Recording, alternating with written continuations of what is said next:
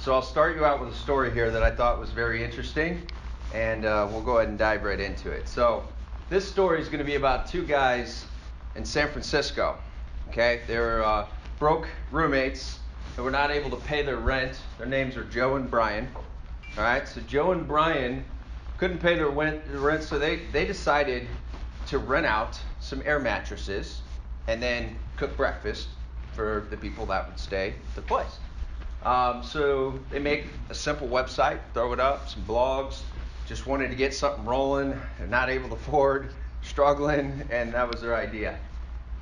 First guests show up. It's two men, one woman. The guest paying about $80 each.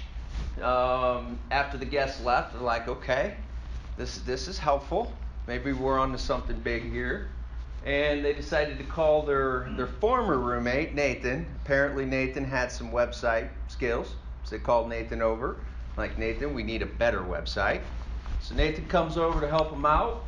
And then they launched, and they got 2 bookings, right? Big whopping success there.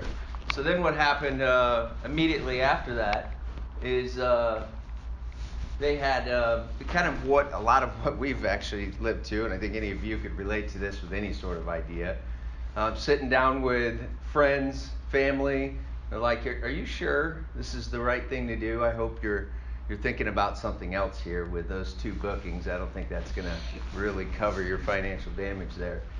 So then they decided to sell Obama O's cereal. Has anybody ever heard of Obama O's or had Obama O's? No? Raise your hands. Okay. What's that? For real? Yeah, oh, for real. This is a true story. This is a true story. So they decided to sell Obama O's, and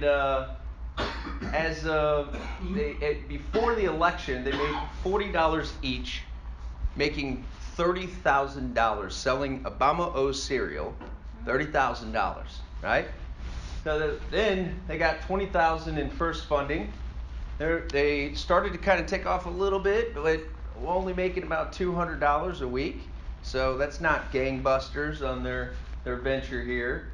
So obviously that's not growing. And they realized very quickly the photos of the places were not very pretty. So they needed to take some action. So then they went door to door in New York City and went around and started taking photos of just places that were listed, homes that were listed. And then literally 1 week later, it went up to 400 a week.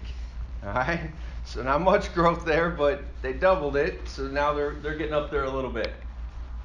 Then they reached their first rejection. I've received a lot of these in the last 15 years of being in the industry. I've heard more no's than I can ever count. I heard them this week, and that's okay, right? So they got rejected by a famous venture capitalist.